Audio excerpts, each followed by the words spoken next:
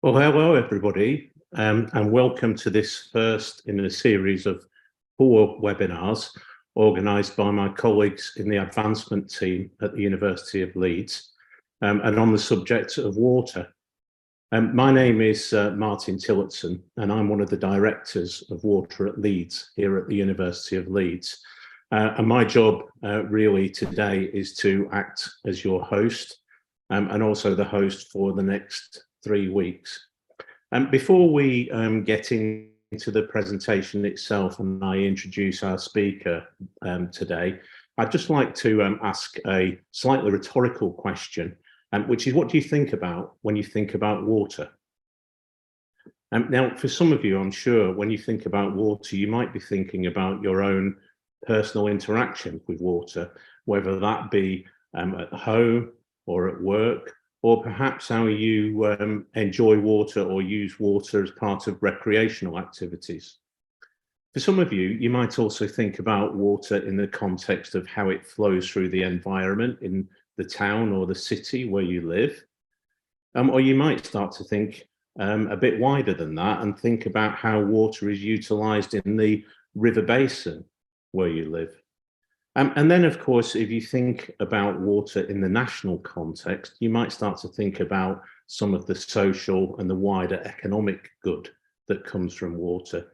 And of course, if you then start to think really big, you'll be thinking about how water perhaps flows across borders and boundaries in the transnational sense, or perhaps how water is incorporated into some of the goods and services that we produce and we buy. So you can see that you can start to think about water in a variety of different contexts and a variety of different scales. And of course, when you think about water, you also start to think about perhaps some of the good that comes from water. And there are many goods. I mean, obviously, water is essential to maintaining all life on the planet. It's essential in helping us keep clean and from a good hygiene point of view. And it's also hugely important in sanitation. Of course, water is also in many parts of the world used as the vehicle to remove pollutants from where we produce them and to take them away to somewhere where hopefully that pollution can be removed and the water can be reused. We might also think about water in the context of some of our recreational activities. So, for example, we might take part in sports or other activities on the water or in the water or even beneath water. And of course, when we go on holiday, quite often we go on holiday to places that are by the sea or by the water. And water also features in our artwork, it features in our music. So you can start to see some of the enormous good that comes from water. I think also, though, it's important to consider some of the bad things that can come from water as well, and perhaps some of the questions, therefore, that arise from our interactions with water. So, for example, too little water can cause drought, and those droughts can have a devastating impact upon the communities and the environment in which they occur. And then, of course, too much water leads to flooding, and that flooding can be devastating, ruining people's lives, causing massive loss of life. And we see that more and more now as the impacts of climate change start to take hold around the planet. And I guess where I'm leading to with all of this really is that we can start to ask questions of how we interact with water, how we manage water, and what the future holds from our engagement in the aquatic environment. And you can also start to see that water in general, water as a subject, really starts to draw on a wide range of different disciplines. So no one engineer or one physical scientist or one geographer or a social scientist, a historian, an artist can solve some of the problems or explore some of the opportunities that comes from water. And that really is where Water at Leeds starts to come into its own. So Water at Leeds has been in existence now for about 14 years. And we set ourselves up as an interdisciplinary centre at the University of Leeds. And that really means that what we do is we work to coordinate and act as an umbrella to everybody within the university that is interested in exploring some of the topics around water. And of course, that's just not all that we do. You know, we can act within the university, but of course, key to some of the impacts and some of the good that we can do within Water at Leeds is actually engaging with the outside world as well. So that's the other thing that Water at Leeds can do. We can work with individuals, we can work with communities, we can work with governments and other external organisations. First of all, in terms of helping to identify what the right questions are that we should be asking about water and how we manage it and how we look after it in the future. But then also ensuring some of the outputs from the research that we do is translated into real world impacts and real benefits that come from some of the research that we do here at the University of Leeds. And so on that note, I think what I would like to do is to introduce the first of our speakers, Professor Mdee. So Anna joins us from the School of Politics and International Studies here at the University of Leeds. Anna is Professor of International Development here, and some of the work that she does really focuses upon anthropological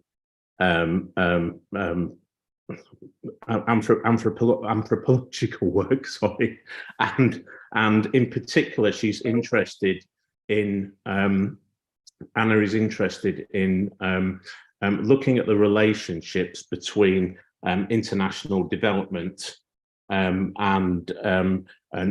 policy, and part of that work focuses upon water. Before I hand over to Anna, I've just got one or two things that I would just like to add in terms of the way that we're going to manage the webinar. The first one is that you can submit questions, and I would encourage everybody to do that using the Q&A function, which is available at the bottom of your screen. And you can also upvote any questions that anybody else asks as part of that as well. So I'd encourage everybody to do that. We've also got a number of pre-submitted questions, and I will try and get through as many of those questions as I possibly can during the time we have available.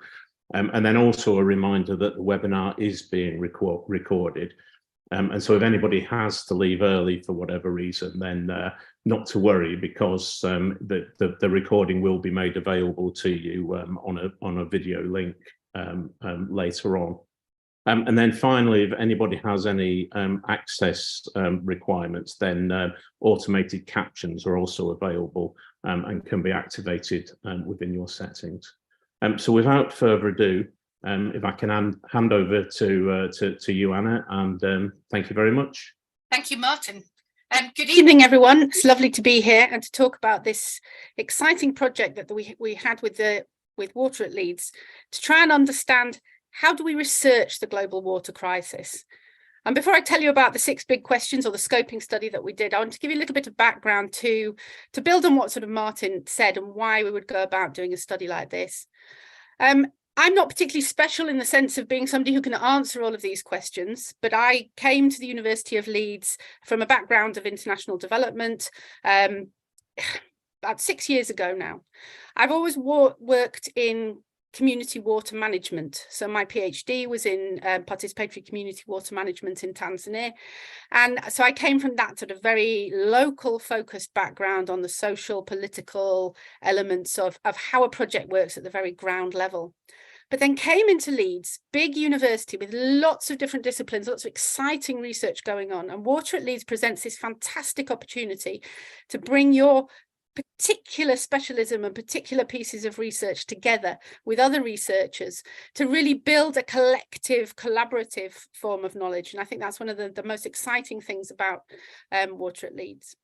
So this scoping study that we developed at Water at Leeds comes out of that collaboration that, as Martin explained, has been going on for a number of years. And when Water at Leeds was established, they conducted a similar exercise, a scoping study of what are the top 100 water research questions. And that was done in the UK. And when I joined Leeds and then applied to become an associate director of Water at Leeds, I was asked to take on a global survey for the 10-year anniversary of Water at Leeds to say, globally, what are the top global water research questions for the next decade? And we wanted to do this to try and give ourselves a shared language, a shared understanding of this challenge. As Martin said, we have many different disciplines: hydrologists, engineers, anthropologists, sociologists, economists. We come with different philosophies of research, different questions that we're interested in. How do we bring that knowledge together to try and understand this complex and what we sometimes characterize as the wicked problem of global water crisis? So the flippant answer is answer 6 big questions. But where do these 6 big questions come from? And that's what we're going to talk about and try and take apart and try and present to you what we came up with as a set of researchers talking to the global water sector about how to understand and how to do this. So what is the global water crisis? I mean, we could talk about this for a very long time. We know that across the world, in every country, there are different dimensions of competing uses for water. So as Martin said, water literally flows through human interactions. We have human interactions both within our own settlements, but also with the environment. How we use water really has implications for the natural environment, and how we pollute water then has consequences for the natural world. And these things all to come together in larger scale interactions that we might see through climate change, where human activities has actually impacted on the sort of whole balance of natural systems, and that has impacts on the water systems and water cycles. As Martin said, we know that there are consequences in terms of perhaps increased periods of drought, increased intensity of rainfall, and so on. And then as human societies, we have to try and deal with this vital resource within our societies. I always remember going as a young researcher to Moshi in Tanzania, and there's a roundabout in the middle of Moshi, and there's a statue in that roundabout, and it says on it the words Maji ni uhai, which means water is life. And literally, water is life for everybody. So water is a vital substance in everybody's life for the very basics of survival, up to making life a pleasant thing, a part of our well-being. Water for leisure and so on, water for religious practices. And at the same time, the different scales of that water use connect up to then the global planetary environment. And so that's what we need to understand when we're saying water crisis and the different dimensions of water crisis. And water crisis is going to look different in different localities. In some localities, this could be extremes of flooding, it can be extremes of drought, it can be extreme competition for water within particular environments. I recently do quite a lot of work in informal urban settlements in places such as Nairobi and Cape Town. And there we see extremely unequal access to water and sanitation. And so we have a lot of human, social, political and economic systems which determine and mediate different people's access to water and sanitation. So these are the really complex elements of global water crisis. One of the big questions that we will come to is, what do we, as in human society at a planetary level, how do we solve this? What are the governance mechanisms? What are the processes by which debate happens around who gets to use water? What are the best uses of water? What are the most efficient uses of water? And who makes those determinations? And that's a really controversial area of research, and there are very many different answers. So what we're not implying is that there are any simple answers to this, but as researchers looking at this wicked problem of global water crisis, we need a shared language for trying to understand what we're doing and what we're looking at. And that's where a scoping study came in. I believe that my colleagues are going to share the link to this study. So this study is published last April, as the top 100 global water questions, a scoping exercise, and it's freely available. You don't need logins or anything, access codes, in the journal One Earth. So as I said, why do a scoping exercise? This was to show how the global water sector understands these complex challenges. What are the things that we think we've solved as a sector in relation to water, and what are the things, the really intractable problems that remain in the water sector for the next decade, and what are the new dimensions? I mean, one of the big areas that comes out of our study, and we'll come back to, is thinking about novel pollutants, new forms of pollution, increasing plastic pollution in the environment, for example. So how do our existing infrastructures deal with those sorts of issues? So we have researchers in the University of Leeds, in water at Leeds, working on multiple dimensions of all of these sorts of problems, but we needed to understand how we could bring them together. So we need a shared language, a shared understanding of the problems. Now, we do have some global tools. I mean, things like the Sustainable Development Goals provide at some level a language for talking about big global challenges, big global development problems. But the problem with the Sustainable Development Goals is that they're very generic language. They're quite inadequate for research. They're too simplistic, they're too reductionist. They try to reduce very complex problems to very simple indicators.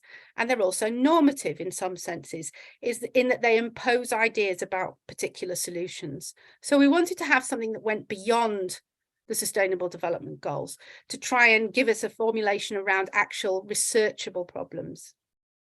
One thing we also know from the literature, and something that crops up again and again, I think, in some conversations, is that technology or technical and managerial approaches have not solved fundamental political resourcing questions in water. And this is one of the big debates within the water sector about this political nature of the water question. And the tendency that we've had in the sort of mainstream dominant streams of thinking about water is to approach water as a technical infrastructural issue. Now, of course, I have a particular interest in this. I come from more of the social political sciences, so I'm very interested in these political resourcing questions. But they are clearly, when we look at these intractable problems, the things that we have not solved. Just as in climate change, the things that we are struggling to solve as human societies are the intractable political problems about who can use resources, who has a right to resources, who has a right to consume resources. So what we did in practical terms to get to these questions was a survey and a scoping exercise within the global water sector.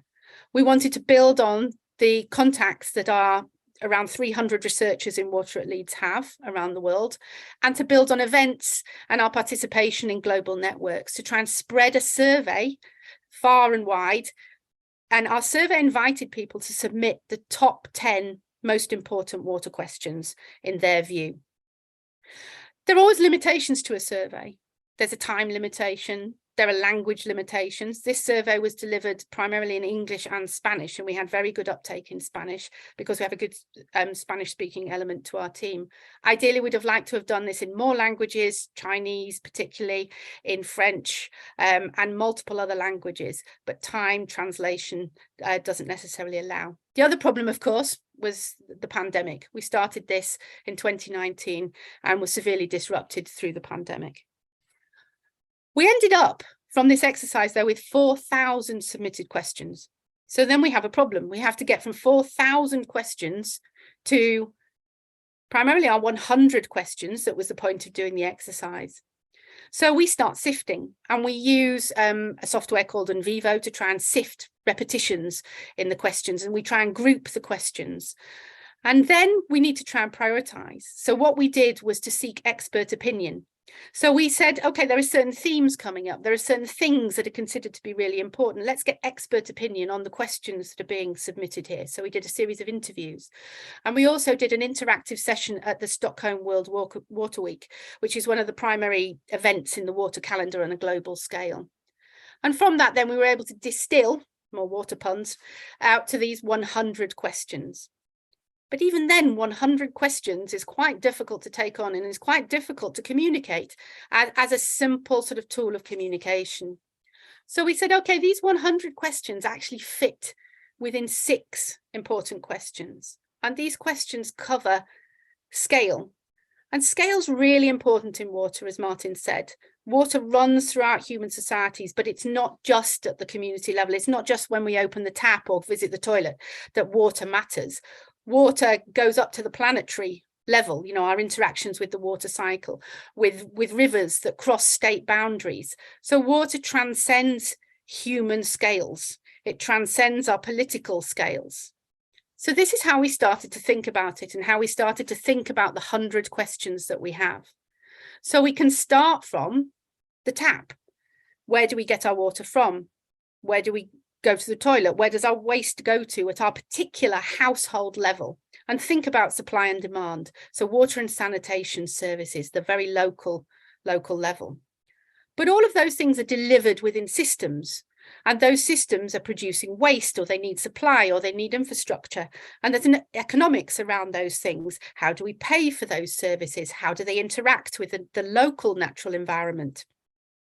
So then we have to think about water quality and wastewater management at a human settlement scale. And then once we get beyond that scale, we're thinking more at the population level. Now, that could be at the state level, that could be at the river basin level. And we're thinking about multiple competing uses of water. And how do human populations make decisions between water for energy, for instance, in hydroelectricity generation, water for agriculture, in very dry areas that require irrigation for agriculture. And then we can think about further up this scale to the hydroclimatic ecosystem Anthropocene dynamics. The Anthropocene really refers to the human population. So we're thinking about those very planetary level dynamics, really the sort of climate change water cycle interactions that so much in the media now, but that we have a lot of researchers working on in Leeds, for instance, around climate modelling, weather forecasting, those type of sort of systems. And all of those things interact across these scales. And so you can begin to see how difficult it is to do research in this area when we're transcending so many different scales. And as researchers, we tend to work in our little bubbles. So as I said, originally, I worked very much at the localized, the community level supply problem. But when you do that in areas of water scarcity, you soon realize that actually the scarcity in one village is a scarcity in the next door village, and it's a scarcity along that river basin. And then it's actually a problem for the governance at the national level also, which is why then we have these two cross-cutting dimensions across our different scales. And one is across this idea of multi-level governance. How are all of these different arenas and different scales governed by different institutions, organizations, and so on? And then we wanted to think about how we fitted as researchers, as scientists, as knowledge creators within this system, because our role is often seen as producing knowledge, producing evidence on these systems to try and inform the governance decisions that are made about them. So you can see on the left-hand side here, knowledge production, cutting across all of these different scales. How do we know what these interactions are? How do we know what we should be doing in order to tackle water crisis and water problem? So let's go through each of the big 6 questions and the 6 levels. So this is just to give you a flavour, and if you're interested, you can go and read the paper for further, but also to say that people in Water at Leeds are working across all these different dimensions, and you're going to be hearing more from researchers working on particular dimensions of these in the coming weeks. So the first question we had was that local level. And it's, what are the political, economic, environmental and social and technological characteristics for the delivery of water and sanitation systems that can provide sustainable access to clean water and sanitation for all? There's a lot packed into that question. And that question acts as a header for lots of more detailed questions about different aspects of these systems.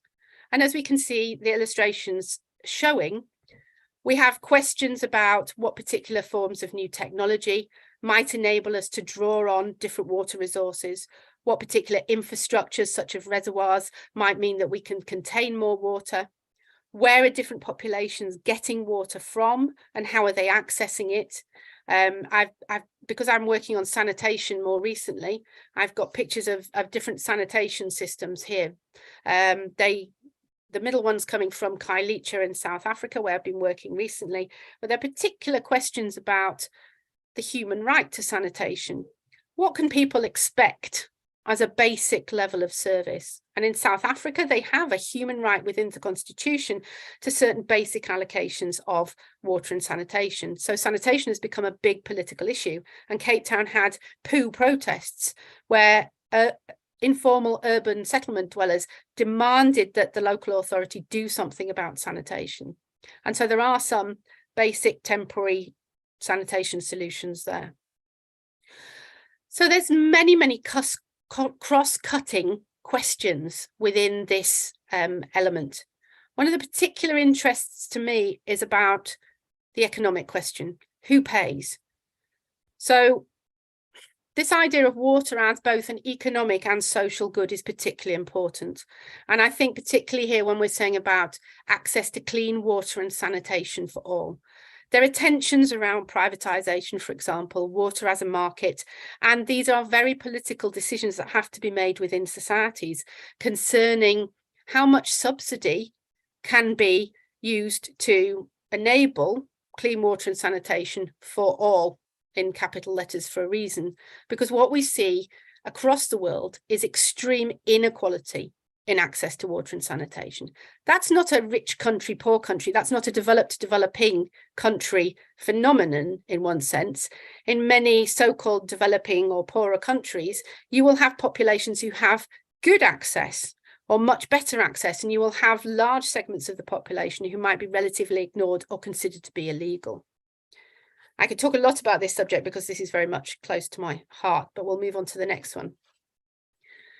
Then we have, at the next scale, the questions about water supply, water quality, wastewater management, this human settlement level question.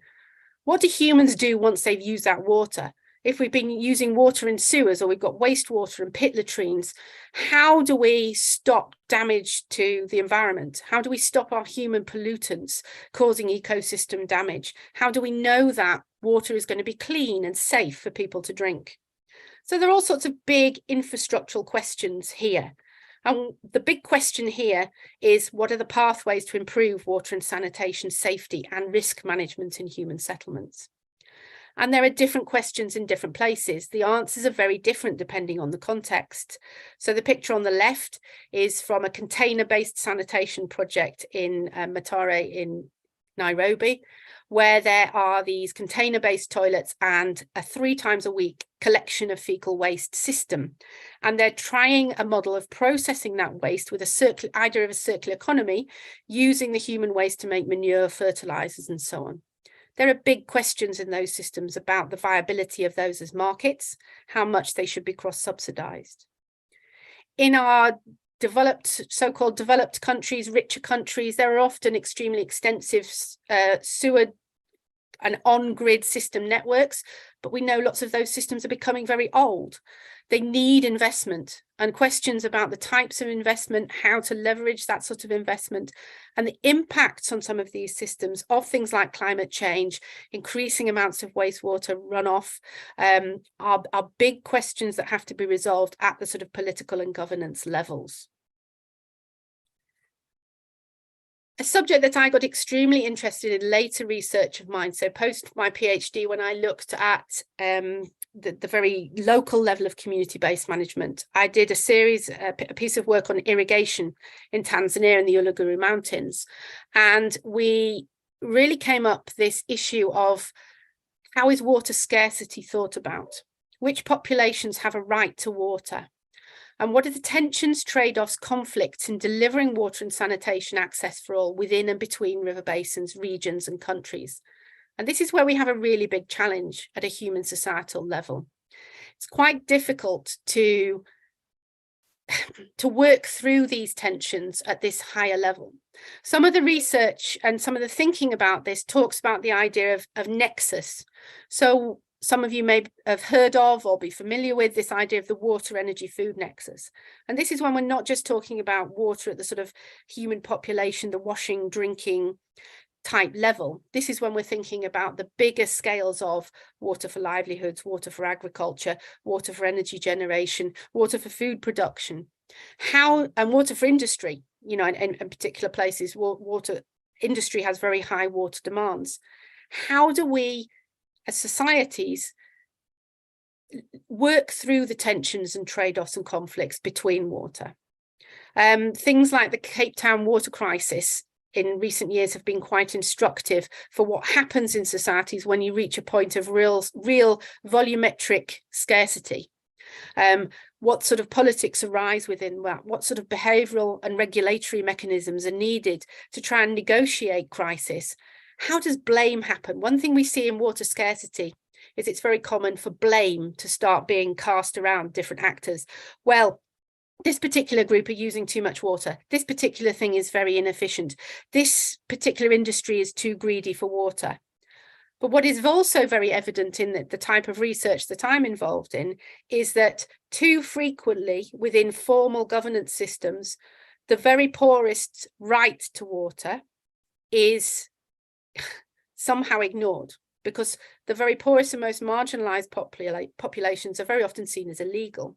So the work I did in the Uluru Mountains, the farmers in the mountains were blamed for water scarcity with no evidence at all that they were using too much water, and they were threatened with eviction from the mountain, when actually the cause of water scarcity was in the rapidly growing urban population with limited physical infrastructure to store water, and also a very, very high downstream demand for water for agriculture. And the government in that case had very little capacity to be able to resolve that tension. So scarcity can be a material thing. It can be constructed by how much water do we have. So that's things like reservoirs, pipes, lots of the engineering technology and the technologies that we have to produce, to clean, to deliver water. But it can also be economic. It can be about the costing of water. If water is very expensive, it can induce inequalities and scarcity for certain populations. We also have behaviours. What are acceptable uses of water? Is it acceptable to fill a swimming pool whilst down the road you have segments of the population who are being told there isn't sufficient water for them to take a shower or a bath on a daily basis? We also have very what we call social political scarcity, where some populations have scarcity because they're seen as unimportant, because they're seen as marginalized or illegal and ignored. And we often see this in the informal settlements in different places.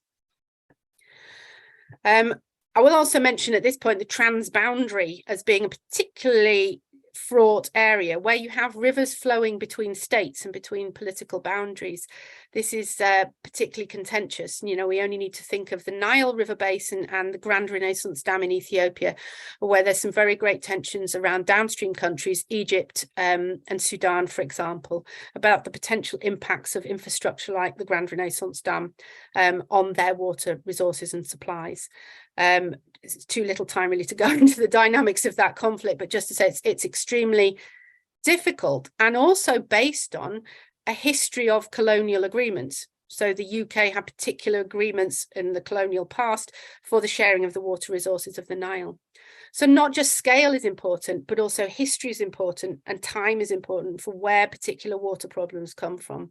So again, elements of research and different sorts of disciplines can cast light on different dimensions of this. At this hydroclimate ecosystem level, then we have the very high level dynamics and interrelationships between hydrology, ecosystems and human-induced changes on land, water and climate. We can think of atmospheric changes, we can think of huge pollution of the oceans, for example, we can think of catastrophic flooding and some of the interactions of those.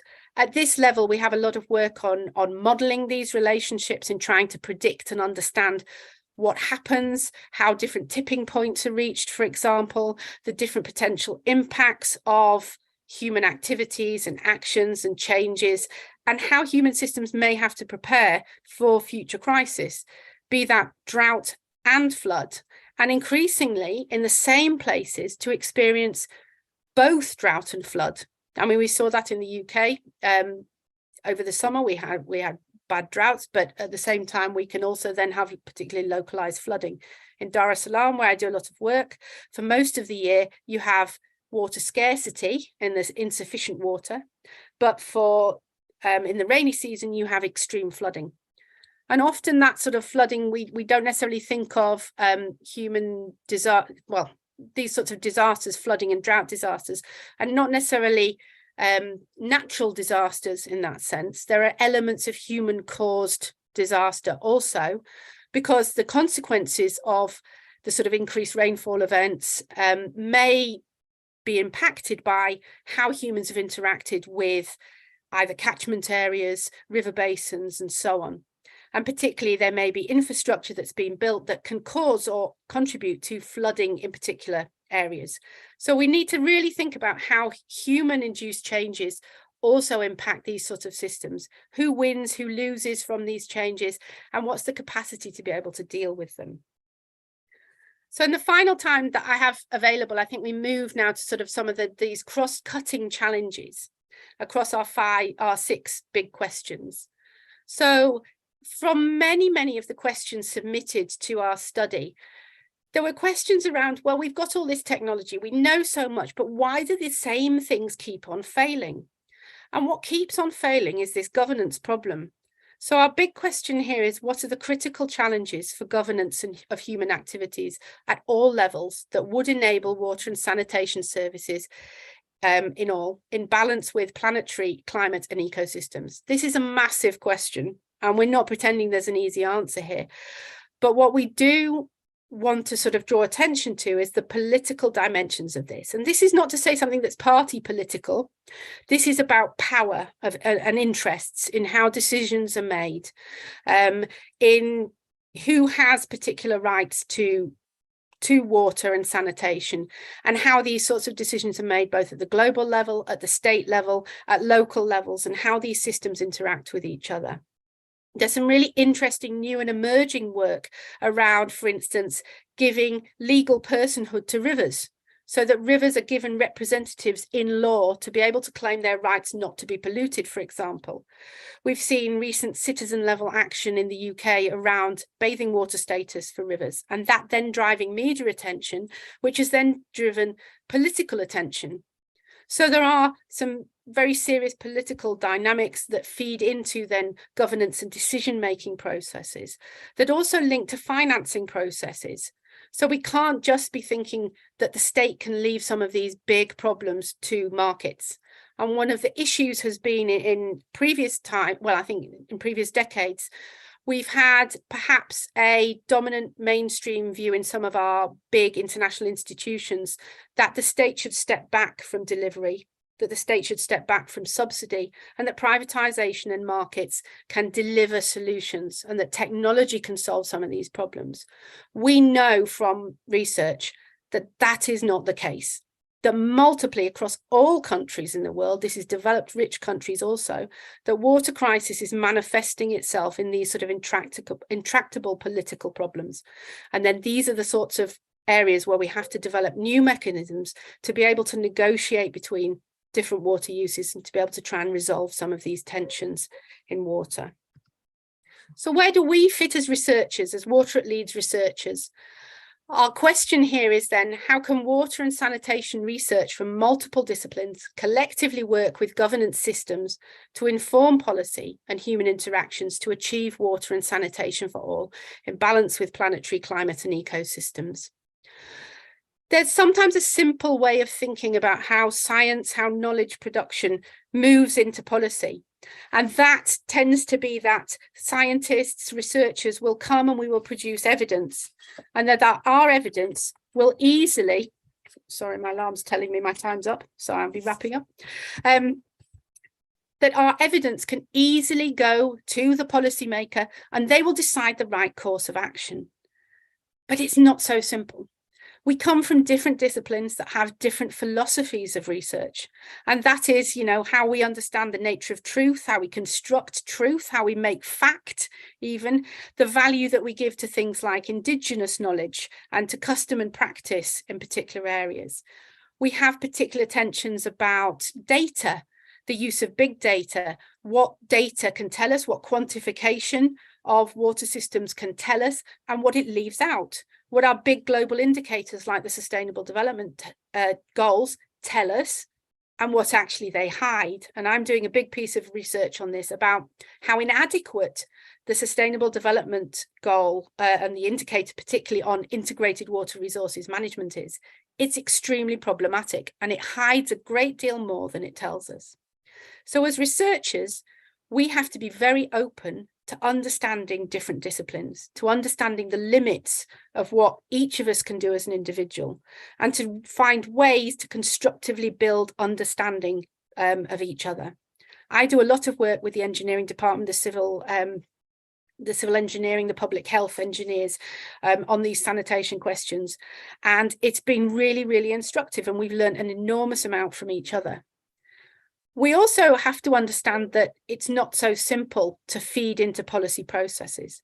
Policy processes are deeply political. We can't simply turn up and say, this is the science, this is the answer. I've put a picture of Matt Hancock here, and those of you who are not in the UK may not know who Matt Hancock is, but he was formerly our health secretary during the pandemic. And recently there's been a big leak of his WhatsApp messages into our media. And I think this really illustrates the deeply political and contested nature of how evidence is selected and used politically, because his WhatsApp messages show how evidence is cherry-picked, how it's used to try and frighten people, how particular voices are trying to be silenced in debates, and in terms of how governments then choose to act. And that's really the reality of policymaking.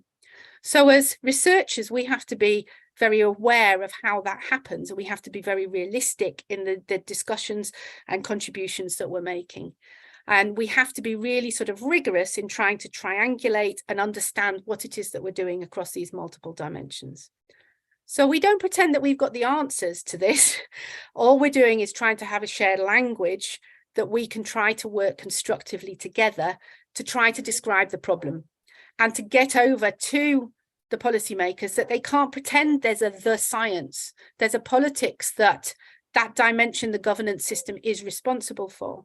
And we can help as researchers to understand that situation, but we can't make the political decisions, and we don't hold all the answers. The good thing is Water at Leeds work across all of these different domains. So we are generating evidence, we're interrogating these problems, we're discussing, building, constructing these problems. We're working with policymakers, politicians, with industry, with different dimensions in the sector to try to collectively solve some of these problems. And you're going to hear more about this in coming weeks. So I'm going to wrap up for now and say thank you very much, and hand back to Martin, and look forward to trying to answer some of your questions. That was wonderful, Anna. Thank you very much indeed. I'll just give you a moment really to grab your breath and perhaps have a swig of water. We've got a number of questions in the Q&A box. There's an opportunity now if anybody would like to add to that, or to review any of the questions that have already been submitted, to upvote for those if you'd like to just take a look at those. Anna, I also should apologise to you as well. I completely messed up the title of your chair at the beginning. I'm really sorry about that. And this on International Women's Day as well. So for the record, I'll just correct my own mistake, which is that you're the Professor in Politics of Global Development. That's right. That just reflects a change in the discipline, I think, and the title that my head of school decided I should have. Right. So apologies for that once again. No worries. Okay, so are you ready to take a few questions? Yep, sure. Fantastic. So I'll start, if I may, with one of the pre-submitted questions.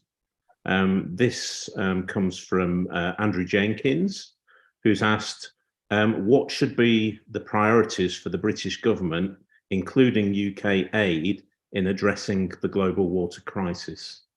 Yeah, I mean, so there are different scales there, aren't there? There's the UK as a state, what it can do in its own backyard. And I think we've seen, you know, you only need to look at the UK media at the moment, is that we have a bit of a challenge around rivers, for example, has come up. And I mentioned the bathing water status campaigns that have come out of Citizen Action and some of our rivers, but that's from a recognition that our waters, the river waters, are too dirty for people to bathe in them necessarily, and this has stimulated a debate. We won't go into the contours of this, but it comes back to then what responsibility does the British government have? We have a privatised water system in the UK, and we have a number of private water companies. Martin, I believe, used to work for one of them, is well involved in some of these debates. And our state is the regulator of those companies. So we have a tension there between who has responsibility for what.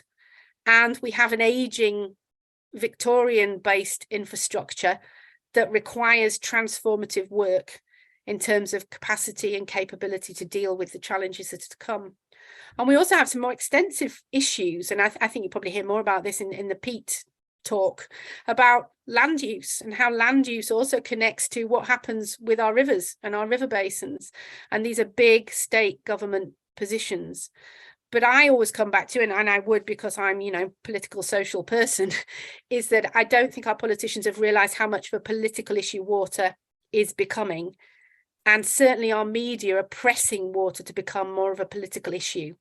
And I think increasingly it will become more politically engaged, rather than just a sort of simple technical question about what sort of flood defences Leeds should have and what sort of dams and infrastructure should we be building. On the UK aid side, I mean, UK aid is all up in the air. We know that with the cuts that happened during the pandemic, money has moved out of the water and sanitation sectors. And that's been a particular problem to organisations working in those spaces. So I think the UK's influence in that space is really quite limited now. I mean, having said that, I'm part of a large water security sustainable development hub funded by UK aid that's been running for nearly the last 5 years to the tune of about £20 million, working with several countries. So there are collaboratively funded big research projects like that that are going on still, but we don't know the sort of future because very much the aid strategy is still up in the air. Fantastic. So that was a question about the greatest, or what should be the priorities. There's a related question here in the chat from an anonymous attendee, which asks, what are the greatest barriers to addressing the global water crisis? I think the barriers again are the same. The sort of challenge and the same is this political question about what mechanisms do we use. The sort of global water management tool is integrated water resources management, which is central to the Sustainable Development Goal. There's a whole goal devoted to it and scoring every country across the globe on a 0 to 100 scale. But from the research we've done recently, every country could score 100 and still completely fail to address the water challenge. And that is because this lack of recognition of dealing with water allocations as a political problem. So this is why I was talking a bit about in the talk about things like legal personhood for natural water resources, but also mechanisms like deliberation. And I know that sort of deliberative citizen juries have been quite a fashionable thing around climate response. And these are stakeholder forums designed to deliberate over fair use, essentially. We also have to, there's a bit of a wariness because I have studied participation in the past, and very much these types of initiatives can get overtaken by the most powerful voices. But I think this is our biggest challenge and our biggest barrier is really recognising these sort of political decision-making processes and coming up with new and better ways to resolve some of those things. Mm-hmm. Fantastic, thank you. Another question here from another anonymous question, this time related more to the UK, is if you could change one thing in the UK, what would that be? Would it be consumer attitudes, corporate responsibility, government legislation, or perhaps a combination of all of those? You put me on the spot here because I'm definitely not a UK water person. Okay, I think it would be government stepping up for that responsibility. So I think there's been a hiding behind Ofgem as a regulator, and the UK water privatisation is much more extensive than in many other countries. And so I think that has allowed government to sidestep a lot of these big responsibility issues. I think, as I said, I think that's coming out and coming back to bite. So I think that's the one thing that must happen.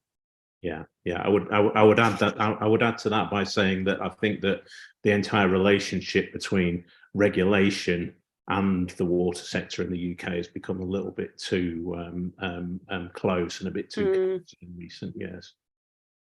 Yeah, so thank you. Next question then is another anonymous question. Have you had contact with water charities to put pressure on governments to improve water standards? Different members of Water at Leeds work with different organisations. So, for example, we do have close links with WaterAid UK. I have a PhD student who's doing a lot of really exciting work. In fact, Martin knows her work around water poverty in the UK and vulnerability in the UK. And she's even been looking at, the rights of off-grid water consumers, so canal boat dwellers, for example, in the UK, and working with organisations around those. So I think as a collective, Water at Leeds does definitely. I mean, I should give a little plug to ICASP here, which is our Yorkshire-based water interactions with lots of different stakeholders. So I think there's tons and tons of that going on through particular individual researchers. I myself work with WaterAid and have done consultancy for them in recent times as well. Fantastic. I think also, I mean, I talk from the UK perspective here, but I think also there's a lot of added pressure coming from perhaps not water charities, but certainly water pressure groups in the UK as well. If you think back to the summer that we've just had, and the problems around drought in certain parts of the country, and then also the problems around pollution discharges into watercourses as well.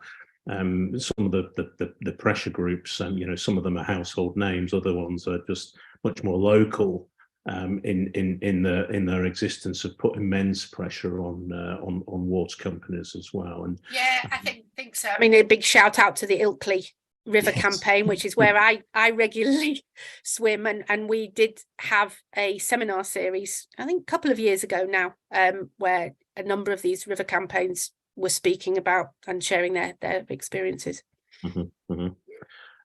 Yes, another question from another anonymous attendee. What would you say are the biggest contributors to fresh water waste? Sorry. Yeah, I think that's probably more a question for other people than me. But I think what came out of reviewing the questions is it very much depends on where you are. I mean, and novel pollutants was really coming out. So, and it was in the terms of the ability of existing wastewater treatment plants to process new chemicals. I mean, but not just new things. We've got the sort of antibiotic pollution, we've got farm waste and runoff, we've got all sorts of different industrial pollutants, the microplastics, and this is very much not my area of expertise, but I think many of the submitted questions were raising concerns about different aspects. But again, this very much depends. I have a PhD student who's working the Yamuna River in Delhi, and there's an awful lot of industrial pollution coming there, but also agricultural runoff from farming on the floodplains, and she's investigating, what are actually the most problematic causes, because there's also a lot of blame. So where the data isn't particularly good, then there's a lot of blame. So the farmers, for example, may be blamed when actually it's the industrial factories, but the government has more of an interest in keeping the factories in terms of contribution to economic growth and so on. And there may be political connections between the factory owners and the politicians. I mean, that's certainly what we've seen in the Delhi case. Fantastic, thank you. So there's another question here from Andrew Jenkins. I'm a senior strategic advisor in the 2030 Water Resources Group, 2030 WRG, in a public-private civil society multi-donor trust funded, hosted by the World Bank Group, focused on Bangladesh and Vietnam. My question is how to engage more closely with the Leeds water team in the future. Please drop us an email. That sounds great. I mean, I know about that WRG project, 2030 project. I've come across and talked to people in Tanzania quite often around that. So yeah, please do get in touch with us. We have a water governance discussion group, but we also have, obviously through Water at Leeds, much wider networks of interaction, and we'd love to hear more about that and have a chat with you. Fantastic. Thanks, Anna. So, Andrew, if you're happy to drop the advancement team an email with your details on, then I'm sure that they will be happy to pass that along to Anna. Okay. Final question on the screen then comes from Luciana Gallardo Lamelli, who says, working on defining a project aiming to enhance resilience at the nexus of hydroelectric power generation and land use practices in Central America. What resources, expertise, tools could Water at Leeds offer to enrich projects like this one or others? So that's where we can look across our networks and say, I mean, very often we have somebody working on some particular aspect of this problem, whether it's somebody whose speciality is Central and Southern America, for example, or hydroelectricity, and we can then think about combinations of expertise of who might be able to help. I mean, we usually are able to draw somebody up, or if we don't have particular expertise in Leeds, obviously we have very, very wide networks globally, which enables us to do this survey. So we're very much not about being insular in Leeds, but about working across much, much broader networks, which we all do anyway, which is why I think, you know, it's been the Water at Leeds connection also gives you access to this sort of much more global interactive network as well. Yeah, fantastic. Thank you, Anna. And I can see one further question that's just appeared in the chat from Hafiz Nadir. Hafiz, your question, I think, is relating more to peatland and peat restoration. We've got a webinar coming up on that in 2 weeks' time. So I think if you're able to join us for that webinar, you'll be able to ask that question and no doubt learn a lot more about peatland restoration and some of the economics around that in a couple of weeks' time. Yeah, you'll get a much better answer in that than from me. Just to round things off then, Anna, I've just got one more pre-submitted question that I'd like to ask. This is an anonymous question. If you had to select only one of the 6 big water questions addressed in your paper, which would you prioritise for upcoming water research and why? I think it's almost an impossible task because actually you need every one of those 6 to solve the crisis. And so, but whoever you're going to ask, it's going to be their particular interest. For me, it's that governance question because I'm a governance person. And that relates to the scarcity one, particularly for me. So it's the governance of scarcity in the face of extreme inequalities. So I work in sanitation on this concept called infrastructural violence. And we can see that there's been forms of infrastructural violence done to marginalized populations in informal settlements that extends back pre-colonial, colonial times. And these are the problems. This is the intractable thing that we're trying to solve. So it's recognizing the basis of that sort of scarcity that's being caused to populations. And that, in fact, as we go into this era of climate change, those same populations don't further get marginalized with ideas that water is now so scarce that they don't deserve any of it, which is a dangerous tension that we're seeing creeping into some of the discussions, particularly around sewage sanitation. So I think for me, that's my priority, but I think you'll get a different answer, whichever research you ask. Yes. Okay, brilliant. Thank you very much, Anna. Well, thank you. Thank you for your time. I think that was a wonderful presentation, and I'm amazed actually that you've managed to distill that huge volume of information down, first of all, into the paper. And I believe the link to the academic paper is available in the chat if anybody would like to go and have a more in-depth look at that. But also into the space of a 30-minute presentation and the 6 big questions at the end of it. So I think that is an absolutely wonderful achievement that you've led there, and a fantastic piece of research from Water at Leeds as well. So thank you for that, and thank you for your time today as well on International Women's Day.